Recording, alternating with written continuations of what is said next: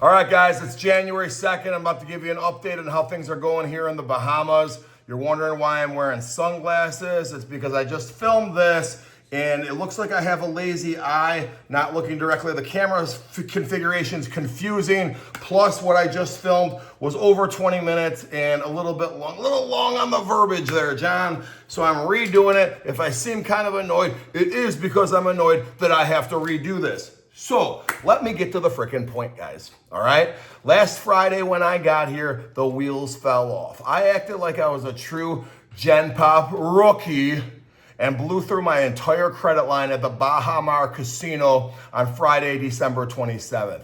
I made a reel the next morning telling you guys exactly what happened, and I kept it real. And I said, guys, this is not an L yet. We're here for 8 more days. We have, or 8 more nights, really, if 9 days, if you think about it that way. We have time to make up for it. I was very fortunate to get out of Baha Mar on January 1st, which was yesterday, down only 100, or excuse me, well, let me explain, all right? I woke up yesterday morning down 145 still with Baha Mar. And Baha Mar has this thing where they discount you 10% on your marker if you're down 150. If you're down 149, there's no discount. If you're down 150, you only need to pay them 135. Someone's ringing the doorbell. Will you tell them to come back?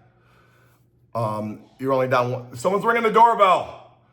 So it made sense for me to try to play this out, because if I end up down over 150, it's going to go back down to 135 anyway. There was a disparity with the casino. They were telling me I was only down 118. They mixed something up on how they recorded it. I go, guys, if you want to make a deal and I only pay you 118, that's fine.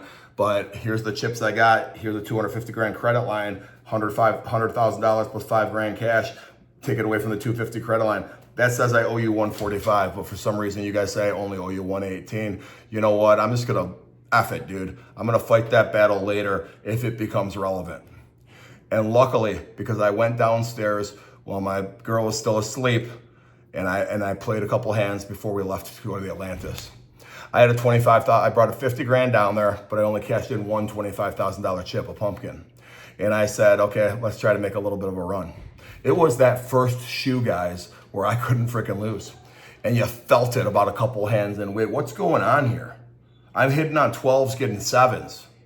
The dealer's showing a freaking 9, and I have hard 17, and I'm still winning. This kept happening, guys. It kept happening, all right? And I won $67,000 on that first shoe with a $1,000 base bet. It got hot, and by the end, I was going 8 grand a hand, and I won some huge doubles, all right? So I won 67 grand on that first shoe. Tried to see what's gonna happen in the second shoe, and it was a battle, but ended up losing 17 of it, and I said, F this, pause, I'm out. So I just took another 50 grand. And what was significant about this, guys, is that now I'm only down $95,000 while I leave Baha Mar to go over to the Atlantis. All right. You ask Baha Mar, though, they think I'm only down 70 or 68 grand for some reason. I'm like, happy to only pay you 68 if you want, guys. I don't know where you think this money went. Actually, I do know how they screwed it up. It's because someone lent me 25 grand on the table and it got screwed up that way. I know exactly how it happened, but trying to correct that is just, it doesn't matter. They think I'm down 68 grand. They're going to still make me pay them the 95. And it doesn't really matter because it would have only come into play if I was down to 150 anyways, because I would have got that 10% discount. Luckily, I got up further away from that. So I come over here to the Atlantis yesterday, down 95 grand for the trip, which is a hell of a lot different conversation, guys, than being down 250. When you're down 250, it's panic mode, all right? Because now the only way to come back is really to take a credit line extension, pull credit lines from another casino, wire yourself money, and that could become a very slippery slope, you know? And it's something I didn't have to do, fortunately. Okay, fortunately. So again, we're only down 95 grand as we come over here to the Atlantis. Now, I just want to kind of pause here for 1 second. And I meant to say this earlier, and this is kind of why my last post was as lengthy as it was. What's going on in New Orleans right now, guys, puts things in perspective, okay?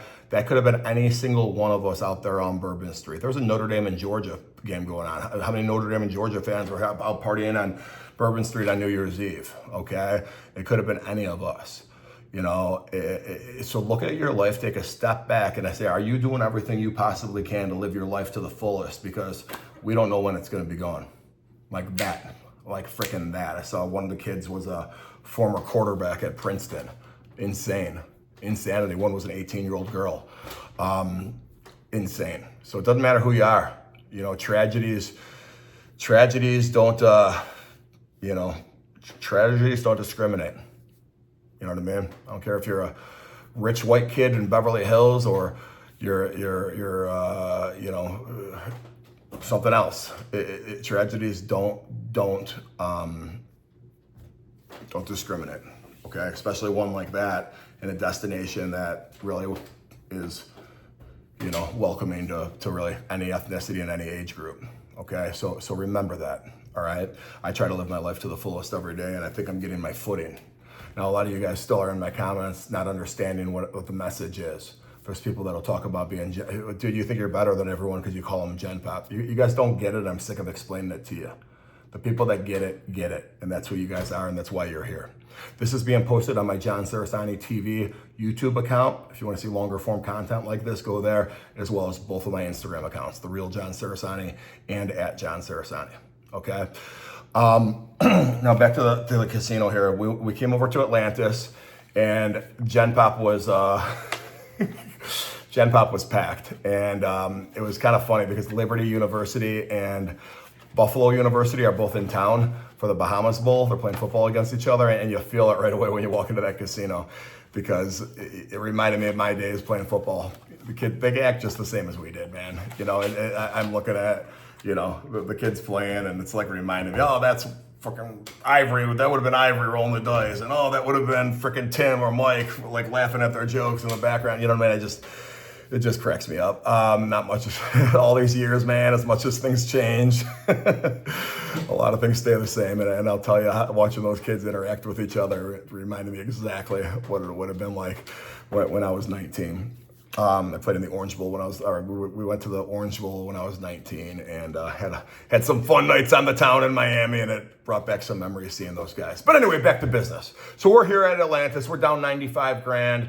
We got to make a little bit of run. I'm leaving on January 4th, so that's Saturday. Right now it's Thursday morning. Get to the table last night. The last thing I want to do, guys, is take this thing the wrong direction. Okay, so I'm playing conservative, a grand a hand. Finally, after like 4 shoes, we went on a little bit of a run. Ended up winning 29 grand. Stopped to count the money. Okay, do we stop? We keep going. Ended up in that process giving 14 grand back. And it timed up so funny, dude, because there's these people that follow me that came back to the high limit room to watch me play, and they're the nicest people. I enjoyed meeting every single one of them. But it was kind of timed up when that happened. I had about 10 or so people watching me play. That timed up with with me losing. So I kind of just looked around. I see what the atmosphere is. This is exactly what happened at Bahamar Friday. I get off my game, just get up and leave. So I got up and left, up 15 grand, which now puts me down 80 grand for the trip. And guys, you got to also look at this now. 2025 is a new year, right? So if you look at 2025, I'm up 65 grand now between what happened yesterday morning at Bahamar and this 15 grand right now. If you take those other losses and just apply it back to 2024, because that's what, before midnight. Yeah, dude, I might have lost my last games in 2024, but, and this is what matters, I'm up a crap load for the year in 2024, a crap load. And if you would have taken 3 nights away, okay, including last Friday, as well as 2 nights in September, I would have been up a mega crap load, but I'm still up a crap load for the year. And, guys, speaking of the year, one of the highlights for me personally was seeing the people really interested in my Blackjack manual. Anyone that actually got it and read it, you understand probably what's going on. Some of you people in the comments are what we call speculators, chimer-inners that speculate. Read the manual, little buddies, okay? Because, all you little math experts, well, this is the odds, and this is the probability, and this is the expected value outcome. Dude, guys, crunch all the numbers you frickin' want, guys. Okay, let me explain something to you. Let me explain something to you very frickin' clearly, guys. All right? the 1% or 2% or 0.5% advantage you could work to have that, get the edge of the casino down, guys? Why do people not lose that much then? Why do they lose everything? Okay? Here's what happens, guys. Your head, outcomes, okay? Emotions. You're human, the casino is a building. What do you have control of? You get control over how long you play and how much money you bet. You could manage those things properly, dude. You're giving yourself an edge. Well, the math doesn't say that. No. Whatever, dude. Whatever, dude. Let me ask you this then, Mr. Math Gods.